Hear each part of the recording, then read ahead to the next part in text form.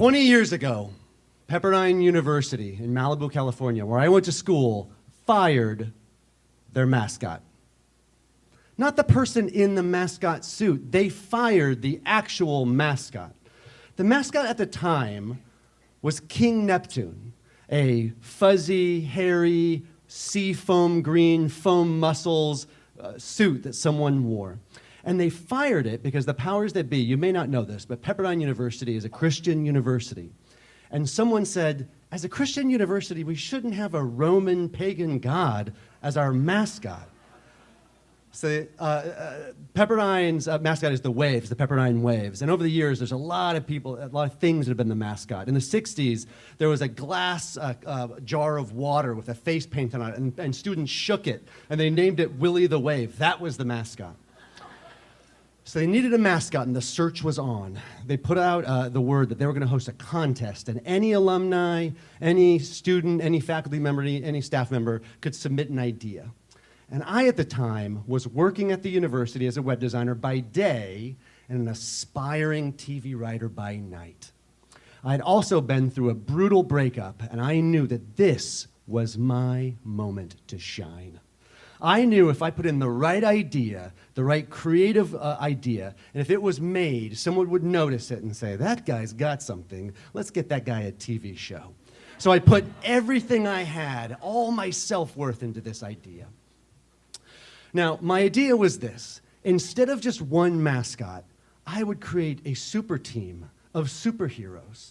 It would be students plucked from obscurity by an all-knowing ghost of George Pepperdine, the founder of the university, and he would give them superpowers and super suits. And if this sounds familiar to you, yes, it's the exact story of Power Rangers. Except my story, my idea was the, wait for it, the Wave Men. Right? The Wave Men. And I wrote it up. I wrote a treatment. I put my all into it. And they chose my idea.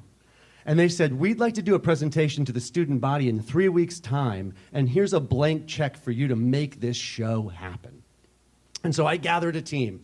I had actors, and I was going to do a video, and I found someone to help me do the costuming. I had one of my good friends, little sisters. She worked in student activities, so she helped me hire students to come be a part of the shoot, so the students were involved in it. It was great. It was a great opportunity.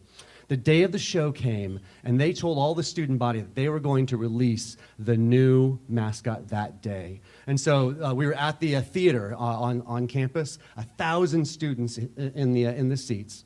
The lights go down, the energy's palpable, and the video that I wrote and produced, keep this in mind, plays.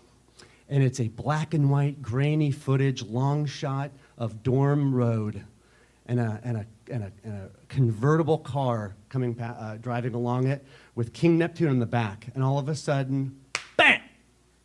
And King Neptune was assassinated like JFK. Hard cut to a gravestone on Alumni Field overlooking the Pacific Ocean. People weeping because King Neptune was dead. And one by one, students were chosen and taken to a secret lair on campus. I wrote this. Where they met the ghost of George Pepperdine, who gave them superpowers in a super suit. And we saw a Rambo-like montage of them putting on their various accoutrements. Now, the video goes dim, and the laser lights come up. There's smoke in the theater. The music's going. And out of the stage rises me in an orange jumpsuit and a wig, along with 4 other people. And we are the Wave Men. And the crowd is silent. We announced ourselves. My name was Willie the Wave Jr., and all of the characters had puns based on waves. We had Bruce Undertow and Danny Riptide. And the crowd was silent. Now, the enemy, as part of the story that I wrote, the people who assassinated King Neptune were mutant students from other universities. And so I had brought these students in to play the role of other students who had come to the stage to attack us. And they were wearing LMU sweatshirts and USC sweatshirts. And again, I chose this.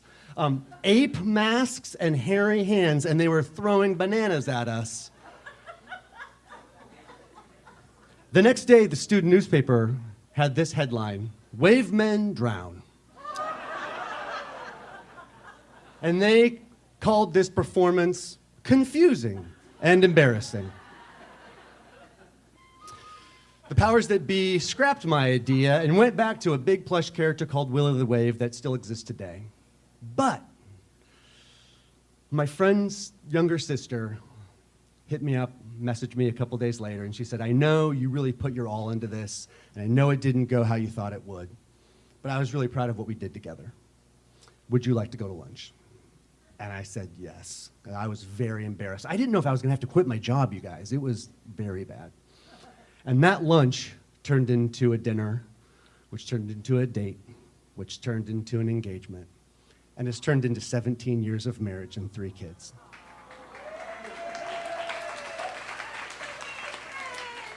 I never got that TV deal, and there's a lot of days I don't feel like a hero, but my wife says I'm super.